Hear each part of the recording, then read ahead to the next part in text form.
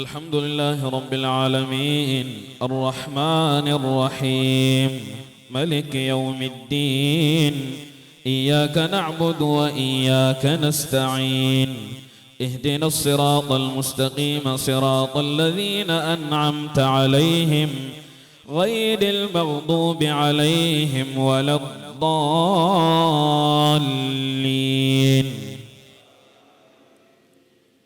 أتأمرون الناس بالبر وتنسون أنفسكم وأنتم تتلون الكتاب أفلا تعقلون واستعينوا بالصبر والصلاة وإنها لكبيرة إلا على الخاشعين الذين يظنون أنهم ملاقو ربهم وأنهم إليه راجعون.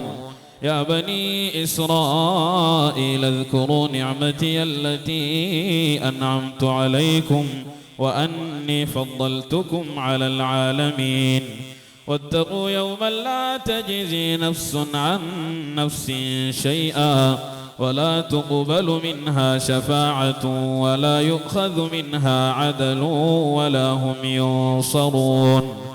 وإذ نجيناكم من آل فرعون يسومونكم سوء العذاب يذبحون أبناءكم ويستحيون نساءكم وفي ذلكم بلاء من ربكم عظيم.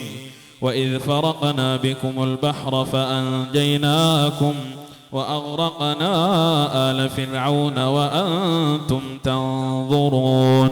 وإذ وعدنا موسى 40 ليلة ثم اتخذتم العجل من بعده وأنتم ظالمون ثم عفونا عنكم من بعد ذلك لعلكم تشكرون.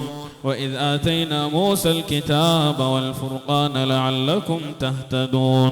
وإذ قال موسى لقومه يا قوم اذكروا نعمة الله عليكم وإذ قال موسى لقومه يا قوم إنكم ظلمتم أنفسكم باتخاذكم العجل فتوبوا إلى بارئكم فاقتلوا أنفسكم ذلكم خير لكم عند بارئكم فتاب عليكم إنه هو التواب الرحيم. وإذ قلتم يا موسى لن نؤمن لك حتى نرى الله جهرا فأخذتكم الصاعقة وأنتم تنظرون ثم بعثناكم من بعد موتكم لعلكم تشكرون. وظللنا عليكم الغمام وأنزلنا عليكم المن والسلوى كلوا من طيبات ما رزقناكم وما ظلمونا ولكن كانوا أنفسهم يظلمون. وإذ قلنا ادخلوا هذه القرية فكلوا منها حيث شئتم رغدا وادخلوا الباب سجدا وقولوا حطة نغفر لكم خطاياكم وسنزيد المحسنين.